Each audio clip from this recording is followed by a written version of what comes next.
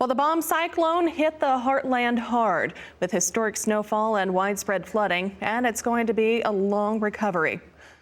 Winter's wrath turns ranchers into rescuers across the Midwest as heavy snowfall traps cattle and rising waters surround herds. When you have your entire livelihood wiped out in minutes, I never dreamed I would see the Ponca Creek rise. It goes right past my farmhouse.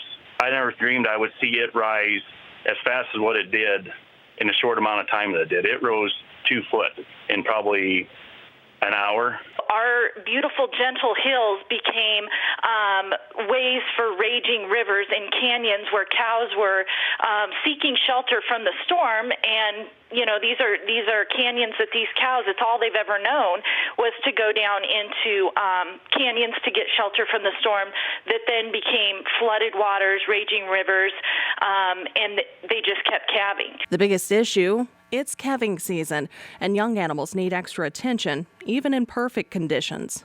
We were pretty well on an island here until today. We could get through some of the floodwaters. We got everything bedded down and fed real good before the storm, and most everything stayed, but just like people, the cattle kind of got sick of waiting it out too and had some drift. The sun is shining on much of America, but for those of us that are in Nebraska, the thaw brings, as they say, even more carnage. We find more calves melting from underneath the snow that didn't make it through the storm. Cattle are weakened after these days of cold precipitation and hurricane force winds. These ranchers won't give up on their animals. They also have to worry about their families too.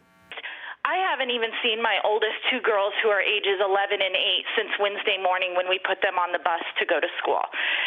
We became stranded, and a family member who lives on the Highway 2 had to go get them. In our feed yard at Columbus, a good friend and neighbor and fellow cattleman fell prey to the floodwaters, and so our hearts and prayers go out to his family, and that's something that you hate to see anywhere. Whole towns are underwater, bridges are washed out, a problem for everyone who can't get where they need to go. It's been tough getting highways open. They're still,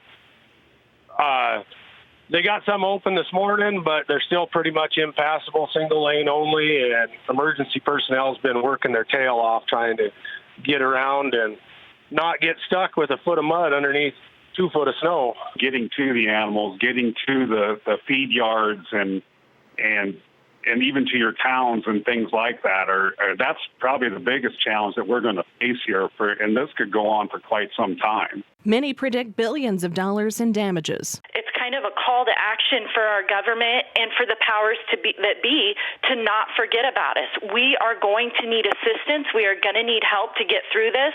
It's too early to tell what the losses are at this point in time, and it may be weeks before we know. Here we're going to see, much more carnage. It's just early in the game, but facts and figures we're hearing and reports from farmers and ranchers, especially during calving season, are just horrendous. Thankfully, the storm system is moving out. While farmers and ranchers have their work cut out for them, Mother Nature will bring some relief. And of course, our thoughts and prayers go out to everyone impacted by this devastating storm. Of course, we'll have an updated forecast coming your way in just a few minutes.